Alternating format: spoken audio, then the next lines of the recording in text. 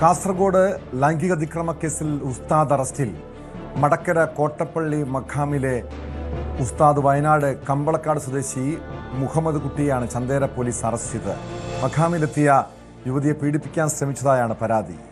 വിവരങ്ങളുമായി കാസർഗോഡ് നിന്ന് KV ബൈജു ചേരുന്നുണ്ട്. ബൈജു, സാധാരണ പള്ളിയിലും ആരാധനാലയങ്ങളിലുമൊക്കെ എത്തുന്നവർക്ക് ആത്മീയ കാര്യങ്ങൾ നിർവഹിച്ചു കൊടുക്കേണ്ട ഒരു വ്യക്തിയാണ് ഉസ്താദ്. പക്ഷേ ഇവിടെ അങ്ങനെ ഒരാളുടെ ഭാഗത്തു നിന്നാണ് ഒരു യുവതിക്ക് നേരെ ലൈംഗിക അതിക്രമം ഉണ്ടായത്. എന്നായിരുന്നു ഈ കേസിനാസ്പദമായ സംഭവം? ഈ സംഭവത്തിന് തൊട്ടു പിന്നാലെ തന്നെ യുവതി പോലീസിൽ പരാതി നൽകിയിരുന്നു.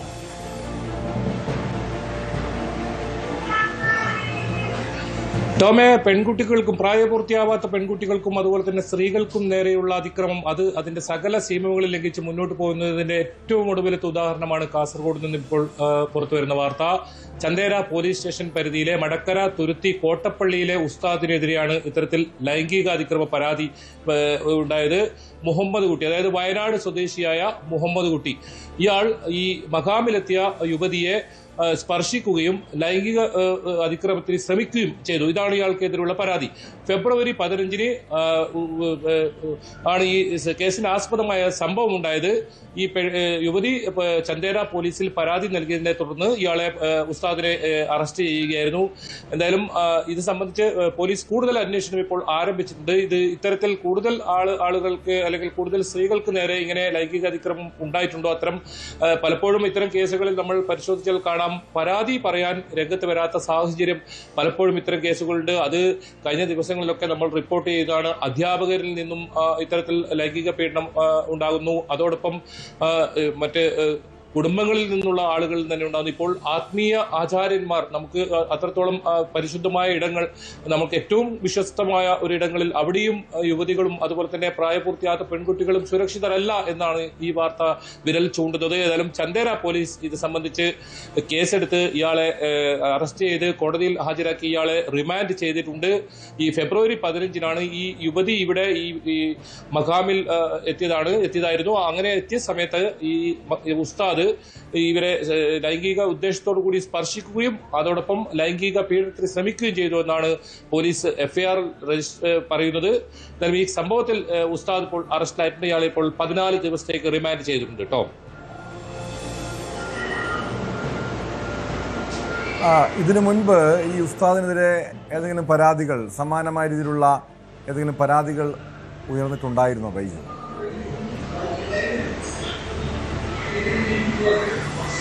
ടോമെ, ഇത് സംബന്ധിച്ച് പോലീസ് അന്വേഷണം നടക്കുന്നുണ്ട്. നിലവിൽ നമുക്ക് അത്തരം കാര്യങ്ങൾ ലഭ്യമല്ല. അത്തരത്തിൽ അത് മാത്രമല്ല, ഏതെങ്കിലും തരത്തിൽ ഇങ്ങനെ പരാതി പുറത്തു വരാത്ത കേസുകളുണ്ടോ എന്നത് സംബന്ധിച്ചും പോലീസ് അന്വേഷിക്കുന്നുണ്ട്. നിലവിൽ ഇയാൾക്കെതിരെ ഇത്തരത്തിൽ ഏതെങ്കിലും പരാതി ഇപ്പോൾ നിലവിലുള്ളതായി പോലീസിന് നിന്നും കൂടുതൽ വിവരങ്ങൾ ലഭിച്ചിട്ടില്ല. അത് സംബന്ധിച്ച് അന്വേഷണം ഉണ്ടാകും. അതോടൊപ്പം തന്നെ നേരത്തെ സൂചിപ്പിച്ചതുപോലെ മറ്റ് ആർക്കെങ്കിലും ഇത്തരത്തിൽ ദുരനുഭവം ഇയാൾക്ക് ഉണ്ടായിട്ടുണ്ടോ, അല്ലെങ്കിൽ പീഡനം തന്നെ, ലൈംഗിക പീഡനത്തിന് തന്നെ ഇരയായിട്ടുണ്ടോ, അത്തരം കാര്യങ്ങളെല്ലാം ചന്തേര പോലീസ് അന്വേഷിക്കുന്നുണ്ട്. ഏതായാലും ഈ കേസിൽ കൃത്യമായ തെളിവുകൾ പോലീസിന് ലഭിച്ചിട്ടുണ്ട്. ഈ യുവതിയുടെ കൃത്യമായ മൊഴിയുണ്ട്. ആ മഖാമിൽ നിന്നാണ് ഇത്തരത്തിൽ ഈ യുവതിക്ക് നേരെ ലൈംഗിക അതിക്രമ ശ്രമം, അതോടൊപ്പം ശരീരത്തിൽ ഇത്തരത്തിൽ ലൈംഗിക ഉദ്ദേശത്തോടു കൂടി സ്പർശിക്കുക, അങ്ങനെ ഉള്ള കുറ്റം ഉണ്ടായത്. അത് പോലീസിന് കണ്ടെത്താൻ സാധിച്ചിട്ടുണ്ട്. അതിനെ തുടർന്നാണ് ഈ ഉസ്താദിനെതിരെ ഇങ്ങനെ പോലീസ് ഇപ്പോൾ കേസ് രജിസ്റ്റർ ചെയ്തിട്ടുള്ളത്. കൂടുതൽ അന്വേഷണം നടന്നു വരികയാണ്. കേട്ടോ,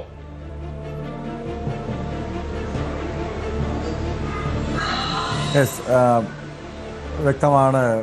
KV ബൈജു ആണ് വിവരങ്ങൾ നൽകിയത്. ബൈജു, ഒരു കാര്യം കൂടി, ഈ ഉസ്താദ് വളരെ നിരവധി ആളുകൾ ആത്മീയ കാര്യങ്ങൾക്ക് വേണ്ടി സമീപിക്കുന്നൊരു വ്യക്തി കൂടിയാണ് ഇതുപോലുള്ള ആത്മീയ ആചാര്യന്മാർ.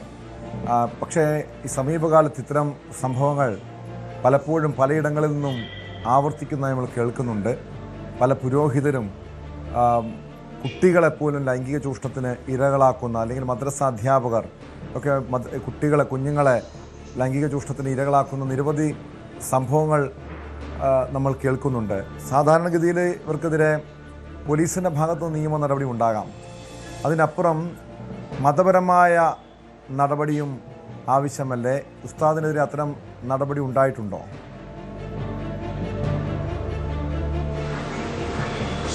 തീർച്ചയായും ടോമെ, വലിയ ആശങ്ക ഉണ്ടാക്കുന്ന കാര്യങ്ങൾ തന്നെയാണ്, അല്ലെങ്കിൽ അത്തരം വാർത്തകൾ തന്നെയാണ് പുറത്തു വരുന്നത്.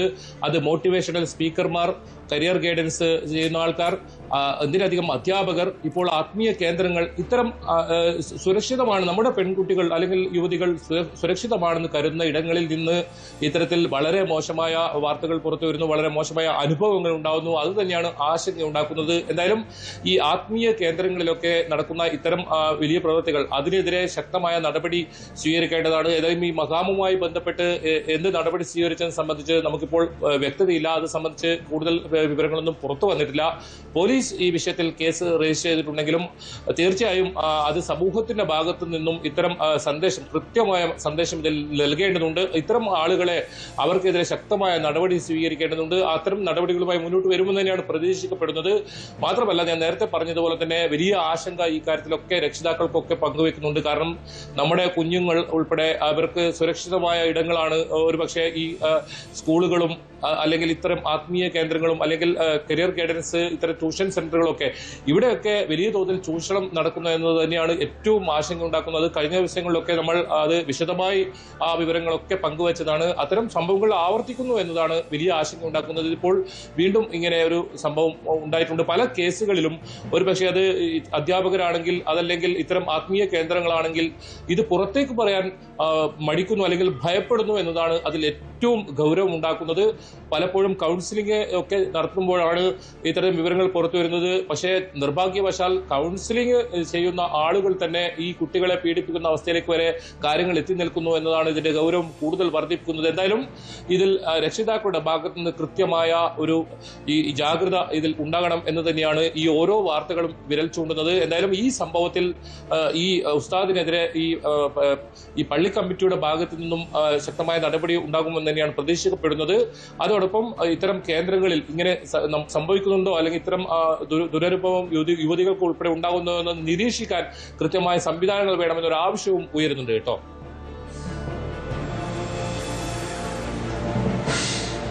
അതാണ് കെ വി ബൈജു സൂചിപ്പിച്ച പോലെ ഇക്കാലത്ത് ആരെ വിശ്വസിക്കാൻ കഴിയുമെന്നതാണ് ഏറ്റവും ആശങ്കാജനകമായ കാര്യം. കാരണം ഇതുപോലുള്ള മതപണ്ഡിതർ, മോട്ടിവേഷൻ സ്പീക്കർമാർ, നിത്യേന ഇതുപോലുള്ള സംഭവങ്ങളെക്കുറിച്ച് നമ്മൾ കേൾക്കുന്നുണ്ട്. മറ്റുള്ളവർക്ക്, വിദ്യാർത്ഥികൾക്ക്, പുതിയ തലമുറയ്ക്ക് മാതൃകയായി ജീവിക്കേണ്ടവർ, നല്ല പാഠങ്ങൾ പകർന്നു നൽകേണ്ടവരാണ് അവരെ ലൈംഗികമായി ചൂഷണം ചെയ്യുന്നത്. ശക്തമായ നടപടി ഈ സമുദായ സംഘടനകളുടെ ഭാഗത്തുനിന്നും ഈ മതവിഭാഗങ്ങളുടെ ഭാഗത്തുനിന്നൊക്കെ ഇവർക്കെതിരെ സ്വീകരിക്കേണ്ടതാണ്. കൂടുതൽ വാർത്തകൾക്ക് news 18 Keralam YouTube channel subscribe ചെയ്യുക.